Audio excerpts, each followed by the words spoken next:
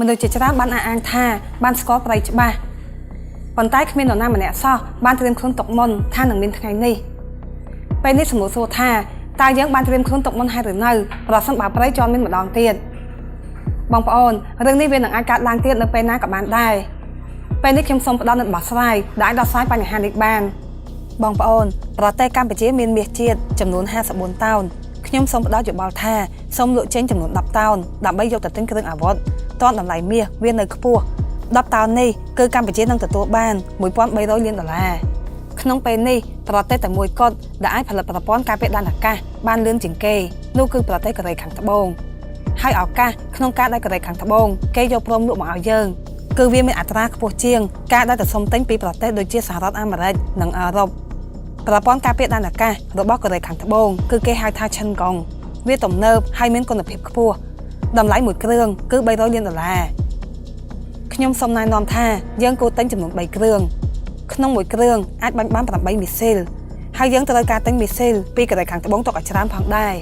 នេះទៅគេហៅថាជាប្រព័ន្ធការពារដែនអាកាសមែនតើមិនប្រភេទដែលយើងបានទិញពីចិននោះទេ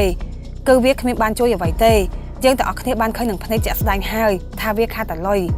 បន្ទាប់ពីនោះមកយើងគឺត្រូវការគ្រឿងអាវុធដែលប្រឆាំងនឹងដ្រូនផងដែរដើម្បីកុំឲ្យវាកំទេចឈិនកុងរបស់យើងដែលយើងបានចំណាយអស់$300 លានក្នុងមួយគ្រឿងនៅពេលដែលយើងមានប្រព័ន្ធការពារដែនអាកាសដូចជាឈិនកុងនោះយន្តហោះចម្បាំងរបស់សត្រូវគឺមិនអាចហោះខ្ពស់បានទេបើមិនដូច្នេះទេរ៉ាដារបស់ឈិនកុងគេនឹងចាប់បានហើយបានយន្តហោះចម្បាំងសត្រូវនោះខ្ទេចដូចនេះសត្រូវគឺត្រូវតែបង្ខំចិត្តហោះឲ្យទាបដល់ពេលនោះទើបយើងប្រើ main pass ដែលបាញ់ពេលវាហោះទាបសរុបមក3ឈិនកុងគឺស្មើនឹង$900 លាន1000 main pass គឺស្មើនឹង$100 លាននេះគឺមានន័យថាយើងបានចំណាយអស់$1000 លាន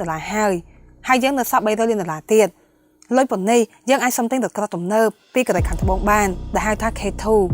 មួយគ្រឿងគឺ$8 លានយើងទិញតែ20គ្រឿងបានហើយនេះគឺអស់$160 លាននៅសល់$140 លានទៀតគឺយើងយកទៅទិញដ្រូនប្រភេទធំនិងប្រភេទតូចបងប្អូនសប្តាហ៍ថ្ងៃនេះប្រទេសកូរ៉េខាងត្បូងគឺបានក្លាយទៅជាប្រទេសដែលខ្លាំងខាងផលិតគ្រឿងអាវុធខ្ញុំគិតថាកម្ពុជាលក់មាសចេញចំនួន10តោនដើម្បីយកលុយទៅទិញគ្រឿងអាវុធទុកការពារប្រទេសជាតិក្នុងគ្រាមានអាសន្នបែបនេះគឺវាស័ក្តិសមបំផុតហើយ